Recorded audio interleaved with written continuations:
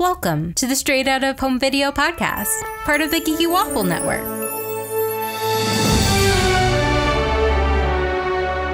This week, we watched Lego Star Wars Holiday Special. I'm Candace, and with me is Vanessa. Hello. And Arzu. Hello.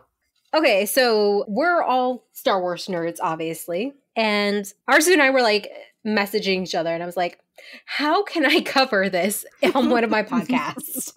Because I want to, because it's new Star Wars media. And we realized, technically, since this came out on Disney Plus, this is a direct-to-home video. Yes, it is. In the modern time.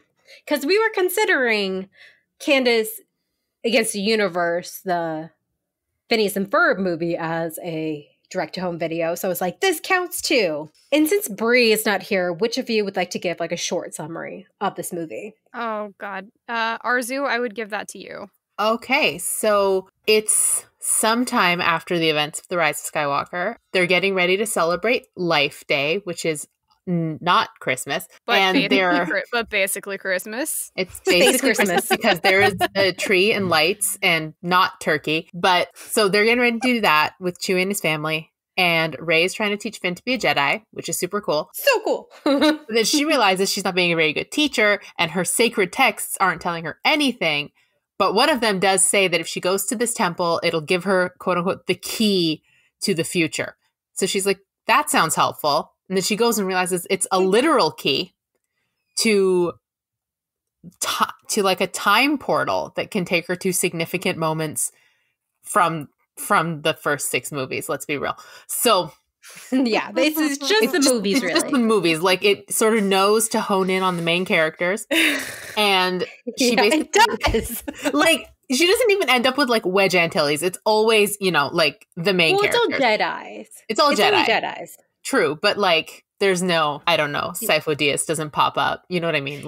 There's no Ahsoka. There's no Yaddle. Yeah, Yaddle. Oh my goodness. Oh, we could have had Yaddles and Palpatine scene. Okay, that's a whole other thing. That's next year's special. Please join us for Mando Night Live Saturdays at 8 p.m. Eastern on YouTube, where we talk all the Palpatine you would want. So she ends up sort of in these significant moments, just learning about what it means to be a Jedi, what it means to be a mentor. And then she's one last trip, and then we can go back for Life Day. And she ends up in Palpatine's throne room, circa episode 6. And he sees this key and he's like, I want that, and sends Vader after her.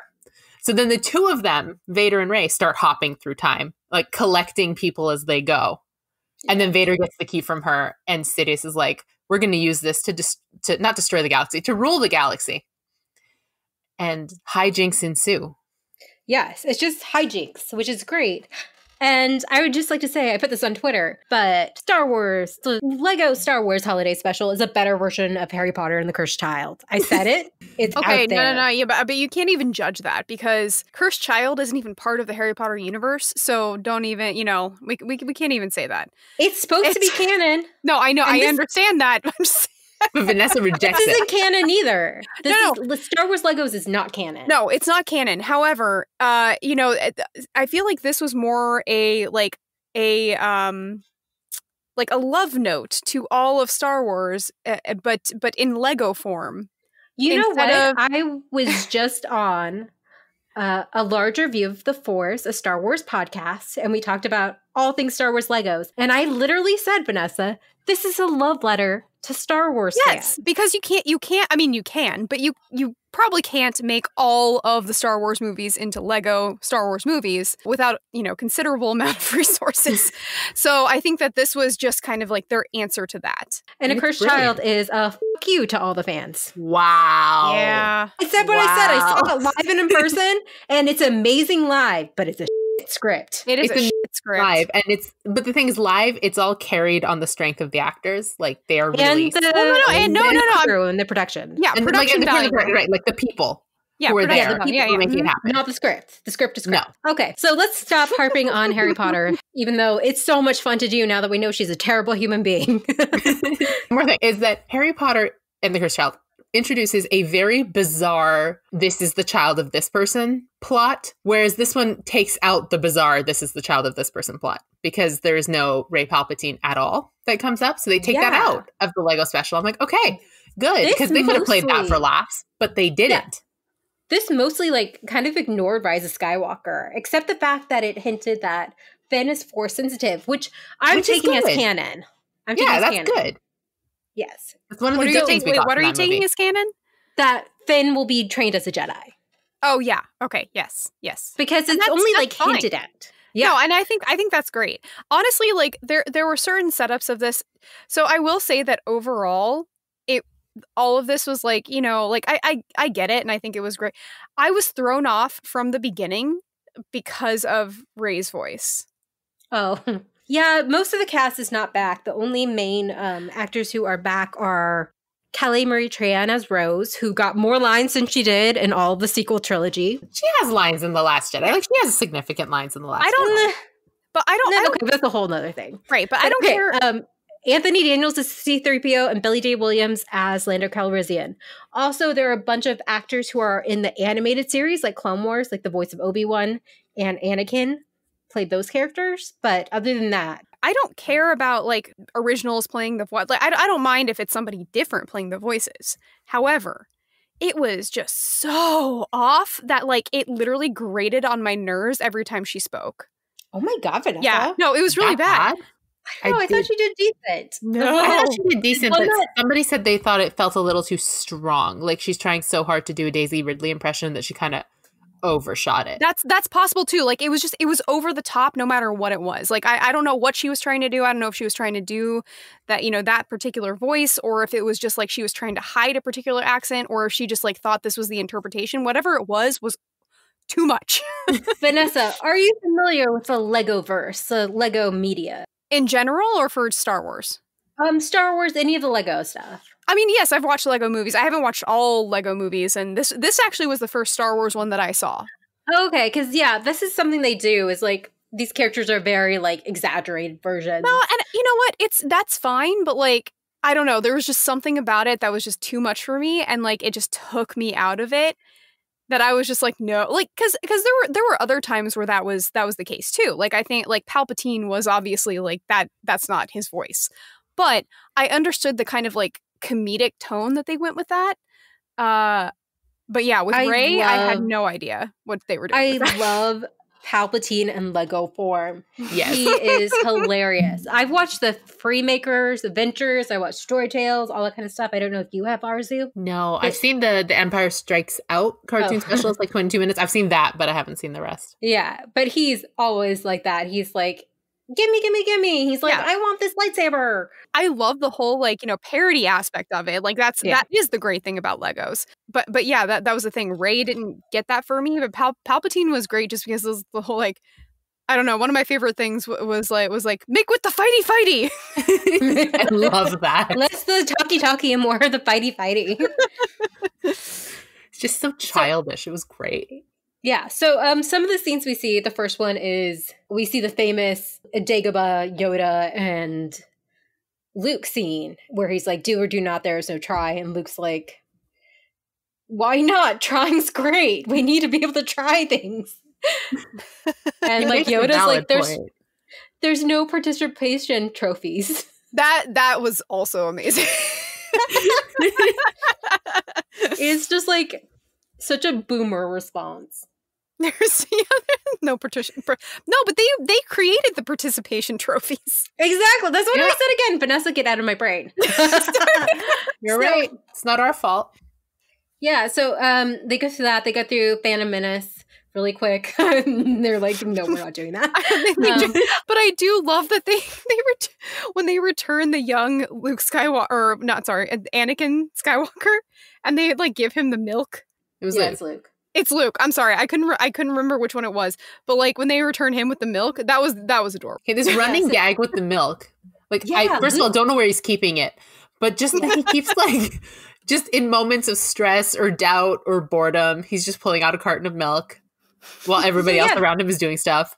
There's multiple Luke Skywalker. So like she goes through and she sees, Phantom Menace, Attack of the Clones, where she kind of fangirls out because she sees, like, she's like, that's Anakin and Obi-Wan. And then she ends up, Vader comes and attacks, and then they go through all this stuff, and they go to Hoth. They go through the Mandalorian really quick, and everyone stops, and it's like, oh my god, Baby Yoda's the cutest. Also, I found out that I am known on Twitter and the Star Wars fandom as the person with a feud with Baby Yoda. Well, there you go. That's my legacy, guys. Congratulations. Thank you. So yeah, they pick up all these different characters from all these different scenes, and then they end up on the moisture farm on Tatooine, and there's just like crazy amount of characters. There's 3 Obi-Wan. There's the Darth Maul. Hello there. Like the triple hello there. I lost it. I'm like, more Obi-Wan the better, honestly. Yes, and the thing is, what I love about this is like they know the fans, us, like. We joke about that hello there thing all the time. So this is like something you need to know if you're like in the fandom. If you just watch the movies and you're like, yeah, you know. We make fun of Darth Maul being half the man he used to be. That was amazing. That's great. I love he was hopping around. Sorry, he's just ready to fight. Yeah, he's like Kenobi. And then there's two Hans. And they both shoot first, Greedo. Yeah, that was also amazing. Like, and very true to character. Yes, and I love like Luke. It just like flips out because you got to remember this is Luke from before New Hope. He's like literally a farm boy, and he's like private farm, no trespassing, and he's like running, and like Vader's like my son. Wait, I mean the sun is so bright.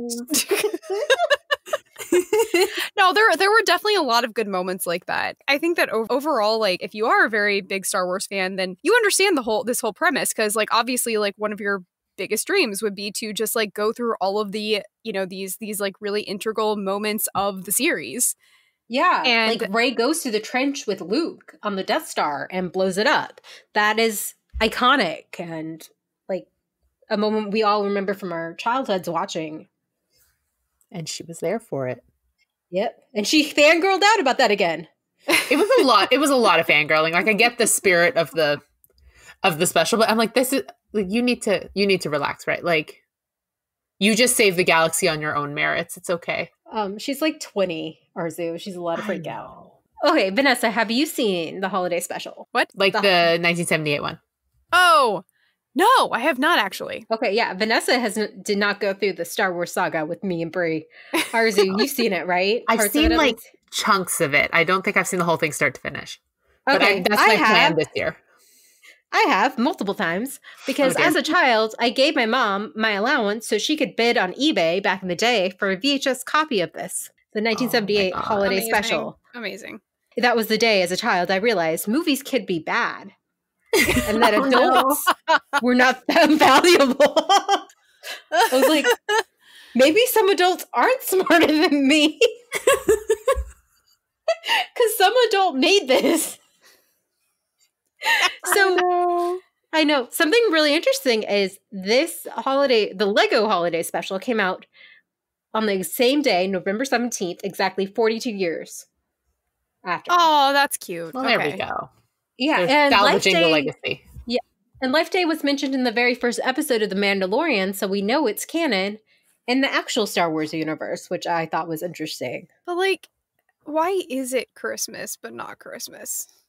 Because they wanted it to come out around Christmas, but they can't call it Christmas because you can't have like space religion, Jesus? Like space Jesus. Well, what is Tip Yip? Is that what it's called? Yes, Tip Yip. Tip Yip is chicken. It's turkey. It's turkey. Come on, guys. It's fried chicken.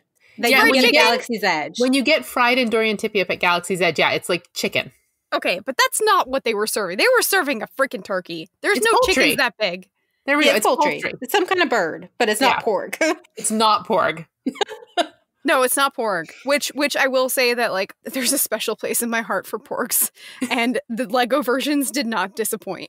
Oh my god, the judgmental pork. The judgmental porks were everything. Just watching Finn fail, and he's like, they're staring at me, and I was like, yes, they are. Oh wait, hold on. Another thing, now that I'm thinking about it, that kind of like just like did not make sense to me. Why is Poe so like this dumb comedic relief character? Because they well and truly have no idea what to do with Poe Dameron. he doesn't have much characterization, at least in the movie. Honestly, what I thought of when I was watching it was, what's his face from Parks and Rec? Chris Pratt's character? Yes, Chris Pratt's character from Parks and Rec. That's what I thought. Where it's kind of, where it's kind of like just like this, like good-natured, but like really dumb. Like, I don't know. I was like, wait, I don't remember Poe being like this. Like, that's the thing. I can see Poe, like, canon Poe, being like excited and wanting to run the show if they were planning something big. But I also feel like, granted, not canon, Lego played for laughs, I know, but I feel like canon Poe would be smart enough to not try to roast a bird off the back of a ship. Again, this is just like the Star Wars Legos. Like, they do some stupid stuff. It's like, and I thought it worked. I thought it was funny that one of them, maybe not the one you expect, because like if you were going to think anybody would be huge on holidays, I don't know why I feel like it would be Rose. But I like that it's like the unexpected, like hotshot pilot who's just so into Christmas. He had a sweater made with his droid on the front. Like, yeah, it's custom made and he is ready to go. Cover of the poster and he's like, Christmas! Right. Again, I'm all for parody, and I think that like the character that they made for the Lego is kind of funny, but like it doesn't make sense to me why that connected to that particular parody. You know what I mean? So I have a theory. Okay. They all are going through some severe PTSD, and this is their way of coping. This is how Poe copes. He just throws himself into Christmas Life Day. Yes. Have we not all done that before? Where we've been traumatized by something, and then we throw ourselves into like a hobby or like a podcast or something. I don't know. Like, how many of us picked up new hobbies in quarantine? Like, yeah, exactly. Yeah. We all cope different ways, and I think that Poe's is Christmas. Poe just turns into Andy. Poe is trying to hold on to what family and friends he has left. Aw. That's what he's trying to do, and he's trying to make every moment count. He cried when BB-8 and Ray left.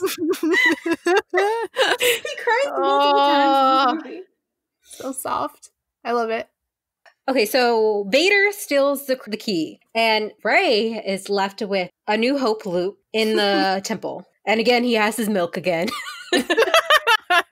And she's just like lost. And who comes, Arzu? Well, who comes to help Rey is Yoda. Yes, Ghost Yoda. Ghost Yoda tells her she had the power all along.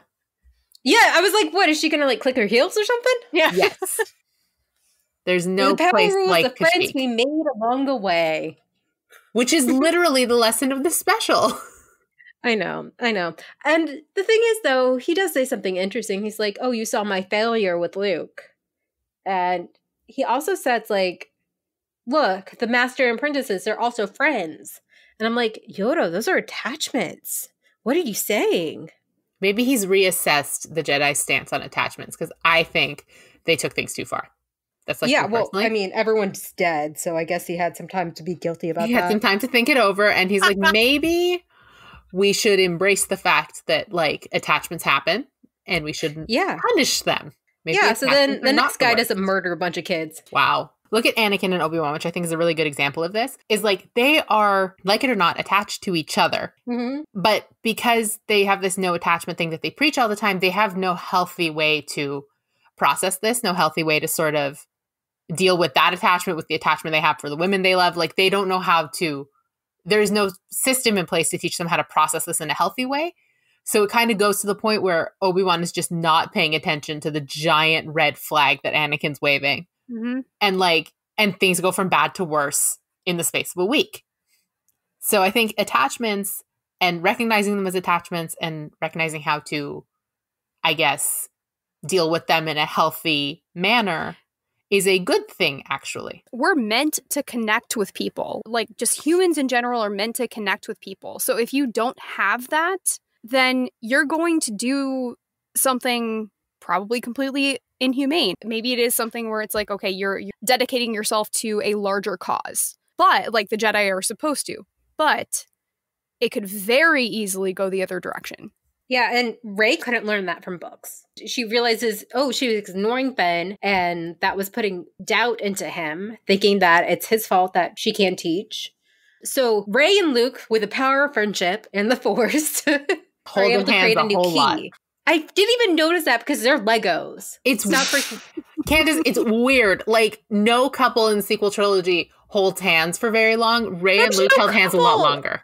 There's no couple in the sequel trilogy, really. I would argue that, but you know where I stand on that. But okay, no, so but like there they're not isn't like a couple. there's Han They and have Leia. feelings, but they're not couples. But yeah, but he dies like super soon. Okay, but my point is, she's holding Luke's hand a lot. I'm like, this is a little strange. It's Legos. I didn't a even little notice it. I saw it on Twitter. People are like, "Oh my god, they're holding hands," and I'm like, "What? They're little like claw hands?" Yeah. Yes, they're little claw hands. It That's what they counts. got. She sat in his lap too. Arzu, are you freaked out by that?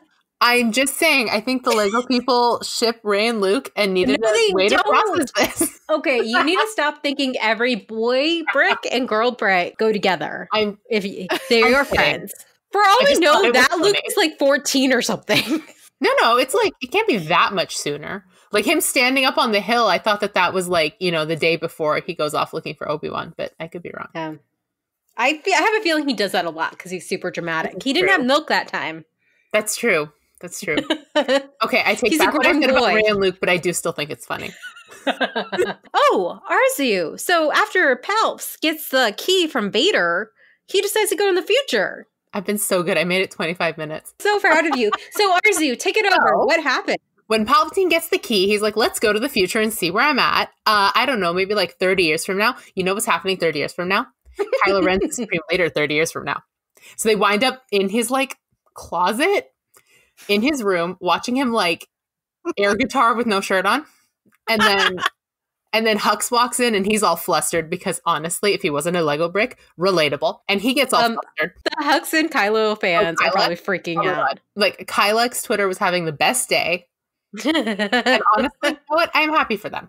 I have my they don't get many. I'm happy for them. They don't get a whole lot to work with. So Kylex Twitter caught fire, and then Palpatine and Vader just kind of like are pulled out of the closet by Kylo Ren, who freaks out because he's got an unhealthy attachment to the two of them. And he's all excited. He's a fanboy. He kind of catches them up on what happened. And Palpatine's like, well, I don't want to be thrown down a reactor shaft. So then he's like, let's go back to my time and fix this. And they go and they like take Kylo with them. They did a close-up of that Lego's abs. They did. They did. I'm like, what else can I say? But yes, they did. And I realize it's a Lego brick. Yeah, were you affected by the Lego brick? By the Lego brick. I mean, it's a Lego brick, so I don't. But at the same time, yes, I know where this is coming from, and I am here for it. Do you know what I mean? Again, it's a love letter to the fans, including the Kylo fans. It is a love letter to the Kylo fans too. We were not left out. We were not unhappy. So Palps is pretty mad that Vader's going to like toss him down a reactor shaft. Oh, the best bit is when Kylo's explaining this to him. He's like, he's going to throw you down a reactor shaft. Looks to the camera and goes, "There's no coming back from that." Looks him right in the eye and says it. Also, Palps asks Kylo, he's like, "You wouldn't never throw your master down a reaction shaft, would you?" He's like, "No, I would never throw him down a reaction shaft." And then he remembers slicing Snoke in half. I lost my mind. It's not technically untrue. So they all sort of have a showdown in the throne room. Oh, and there's Return of the Jedi Luke too. And Kylo's like, "I'm going to kill my Uncle Luke." And he's like, "I've never met you, kid." Even though technically Kylo is older than him at this point. Yeah, he is. Not by much, but he is older. Which is probably why Luke is so confused why this grown man is looking at him being like, "Uncle Luke." He's like, "Okay, that's not how this works." I just found out I have a sister, like yesterday. Like, we are 25, so I don't know who you are, but... No, he's like 22 or 23. Well, still too young to have a 29-year-old son. That you can even guesstimate the ages of these Legos is... No, but it's canon. It's our Star Wars canon. They're 19 in New Hope. No, I understand. 2.5 years in Empire Strikes Back, so they're 21 and a half, and then 1 year between Return of the Jedi and A New Hope. 1 year? 1 and a half. No, I get where it's coming from, but like I couldn't even think that far when I was watching Vanessa, I have had this information in my brain since I was 9. We just kind of live here. That's fair. It's there. There's something important that could have been there, but it does not live there anymore. I could have maybe like learned how to play the piano or another language. No. Oh, the Skywalker twins are. Yeah, you know what? Not worth it. You know, do what makes you happy. Fill your brain with what makes you happy. Okay, so again, power of friendship. Power of friendship. Power of friendship saves the day. It does. Which is a good It's a good lesson for kids. Because again, this is for kids. It's actually not for us. Even though it feels like for us at the same time. With all the jokes. Oh yeah. Like the in-jokes, like for the adults they know are watching. Yeah, they put those jokes in there because we need something too. Yeah, like Kylo being shirtless. I mean, as happy as I am to be reminded of that particular scene from The Last Jedi, I'm not entirely sure that strictly a shirtless Lego brick was designed. Not enough fan service? I mean, it's fan service in that it reminds me of a shirtless human male. Yeah, but of course it is also the whole like it reminds you of a certain thing, and like it's also parodying like, you know, the whole thing. So in that case it is for you, but not in not in so a much of a humor way. one-to-one, but yes, that was there for me. Yeah, in a humorous way. Yes. Yeah. For me and me alone. When Vader brings up Luke and Kylo's like, "You're doing the same thing you did last time. Why are you repeating this?" And Palpatine's like, "Okay, so you're going to kill Luke and Vader." And Vader's like, "What?" He's like, "Excuse me?" And then Poor Vader. They're fighting. And then Kylo's like, "Join me," to Rey again. And Palp's like, "What?" It's just like the Sith are betraying each other left and right. And they're all shocked. She should have joined him. That's what I'm saying. I just love when Vader's like sitting there just being like, "Wait, you're against me. You're against me. Whose side am I on?" Poor Vader. He's just having a real rough day. Yeah. He met himself. Yeah, he's just... He had to relive Mustafar, probably like one of the worst days of his life. Oh, that's true. But he did manage to get through the whole thing with a really festive sweater on underneath his armor. I know. That's true. So it's not a total wash for him. My friend Krista got me actually the advent calendar of this Lego Star Wars holiday special. So every day in December, I get to open up and get a different character from this special. And I'm really excited because it does have both Poe and Vader in their Christmas sweaters. I got it too for exactly that reason. I know, it's so sweater. cute. And also it has a code for when the Skywalker Star Wars saga ever comes out. Ooh. Lego edition game. And we can get the little Vader playable character. Aww. Yeah. I like that. That would be super cute. So yeah, Rey sends everybody back to their original time. She says bye, Ben, because he's dead. Sorry, Arzu. She says bye, Ben. I cried. It was fine. It was fine. It's fine. I'm fine. It's fine. It's almost a year, Arzu. You're supposed to be over it, but in like a few weeks. I have until the 18th of December to be deeply upset by it, and then I will just hope that it'll be corrected. 19th, we'll like check up on you and just be like, "So you better? How you holding up?" So we can talk about this now? No. I mean, we can talk about it now, but I'm only allowed to be salty for a year, I told myself. Okay, that's healthy, kind of. I've put an end date to it. Yeah, that's good. That's more than some people have. Oh, God, I'm probably going to delete that because that was way too petty. It's okay. It's a whole thing on Twitter, Vanessa. It's a whole thing on Twitter. And Rey realizes that family is the greatest gift at all, and so does Poe. Poe realizes it's not about the traditions and stuff like that. Rose and Finn show him.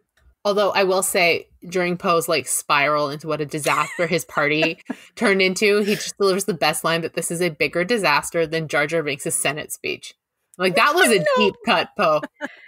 So something I think very scandalous we need to talk about is that Chewbacca's family is there. And in the original holiday special, he has a wife named Mala, a son named Lumpy, and his father Itchy.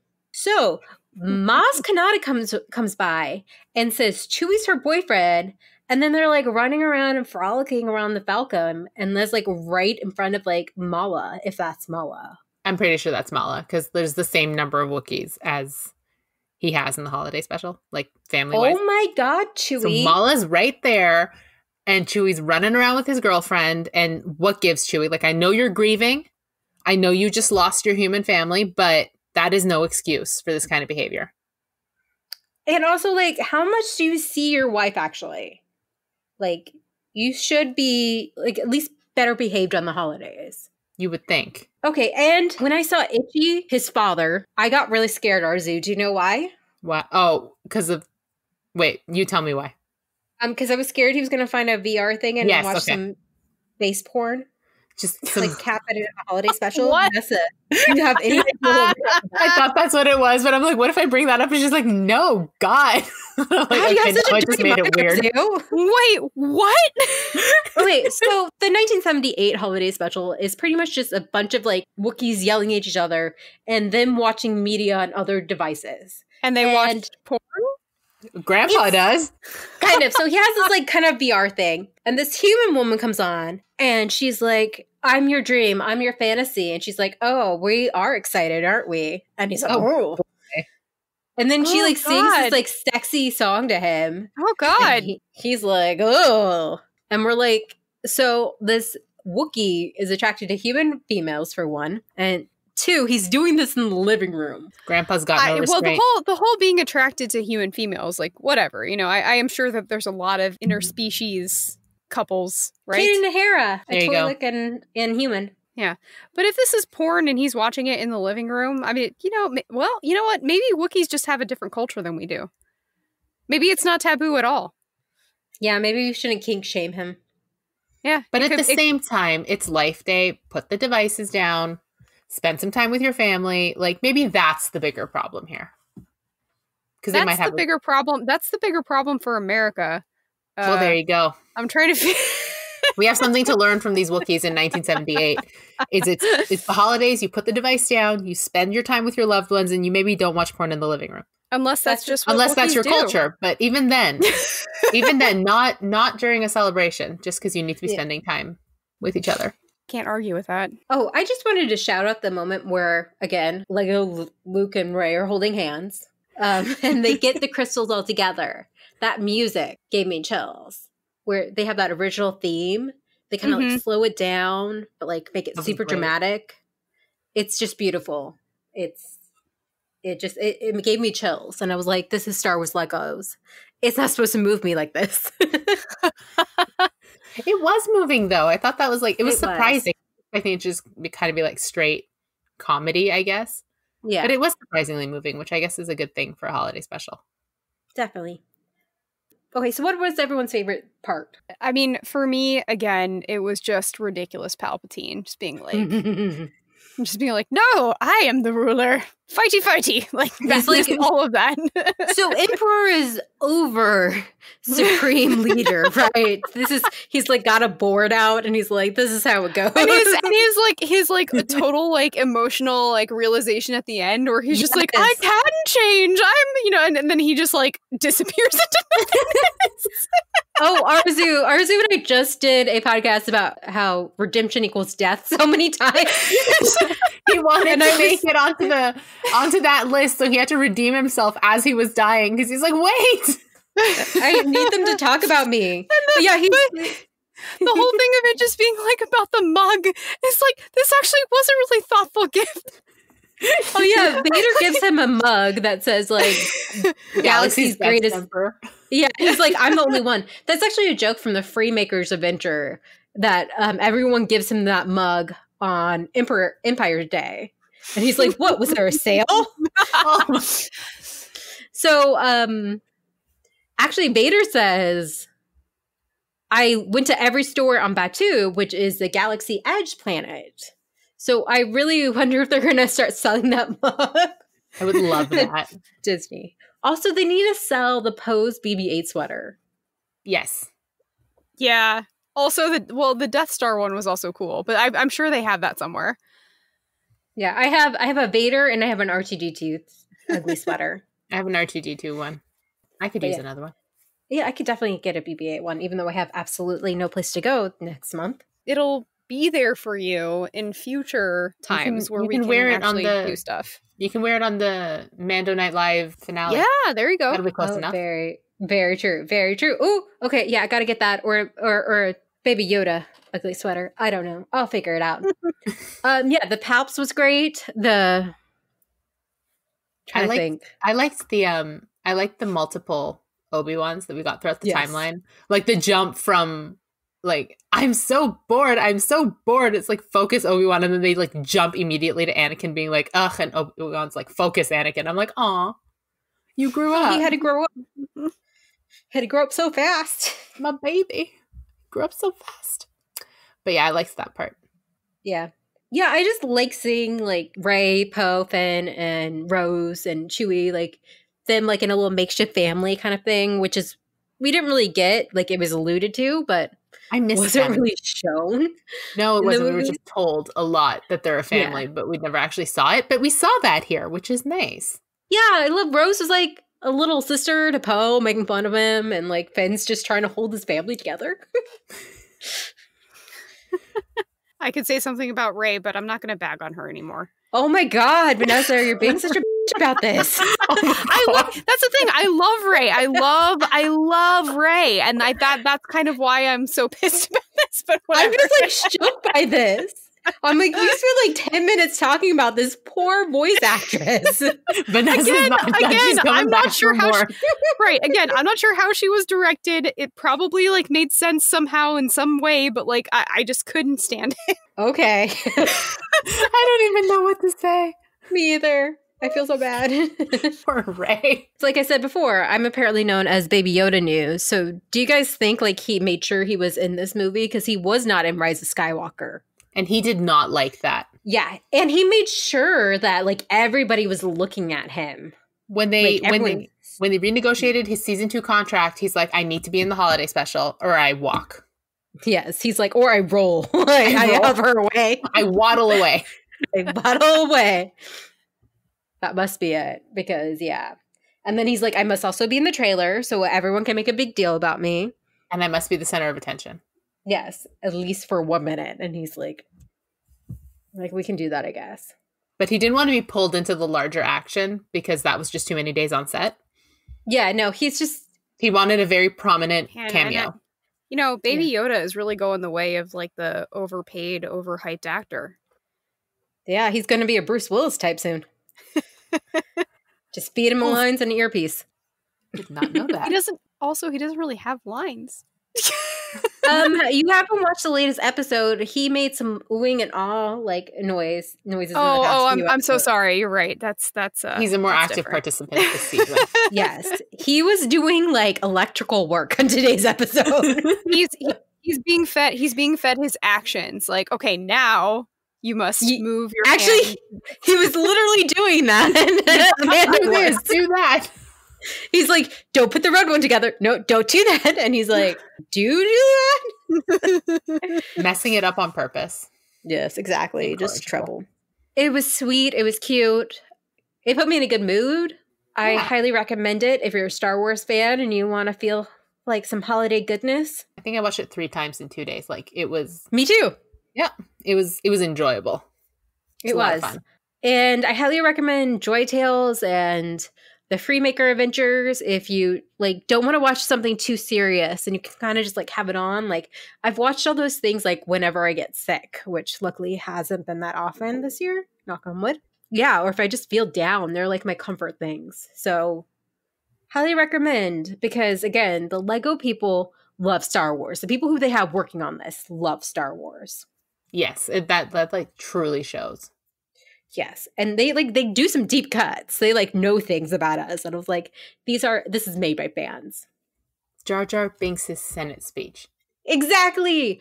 Like, you know how like you'll watch something that's like Rise of Skywalker.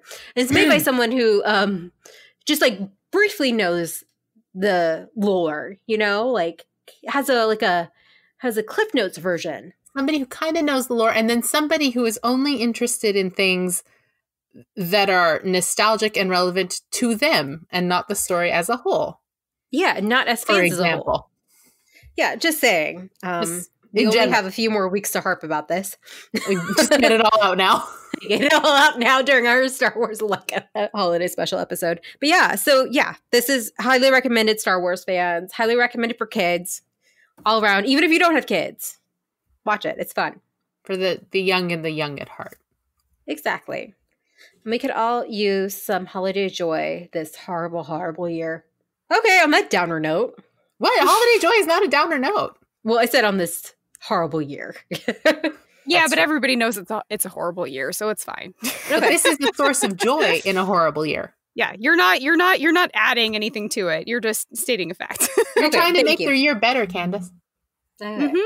Arzu, tell them about your website. Okay, so my website is arzud2.com, where I'm talking about all of the canon Star Wars books. So I'm currently going through the middle grade stuff, which for some reason is harder for me to read than the stuff for adults. I can't figure out why, but I will eventually. So you can find me there or on Twitter at arzuamin. And you can also find me at thegeekywaffle.com, writing on the blog, occasionally appearing on the podcast, Mando Night Live. I do all that stuff with Candace. Awesome, So, yeah. awesome blogs, by the way, I will say. So yeah, you can find me and Vanessa and Arzu on thegeekywaffle.com, geeky_waffle on Twitter. I run that, and I am continuing my feud with Baby Yoda. It will get real in the next few weeks. We still have our trans rights, our human rights, This Is the Way fundraiser, which, oh my God, today we reached $15,000. It's Woo! insane. That was our goal. Actually, our goal when we started out this was $1,000, and then we got it within a few hours. I can't believe how well this fundraiser has done. I know. It's this again, Star Wars fandom is completely amazing. Awesome people. I am like, everyone came together, and you know what I can't believe? What I love about this fundraiser is like people I see on Twitter who generally don't like the same things in Star Wars, maybe don't agree with each other about a lot of Star Wars, like are all behind this campaign, which I think is wonderful. It's so great to see. So yeah, you can find that also like on our Twitter and also on our website, the link to that if you wish to still donate. But we reached our goal, and we let all our trans fellow fans know that they are loved and welcomed in this fandom, and we will always support them. Well, that's it for today. We hope you have a wonderful holiday, and we hope you have a happily ever after until the sequel.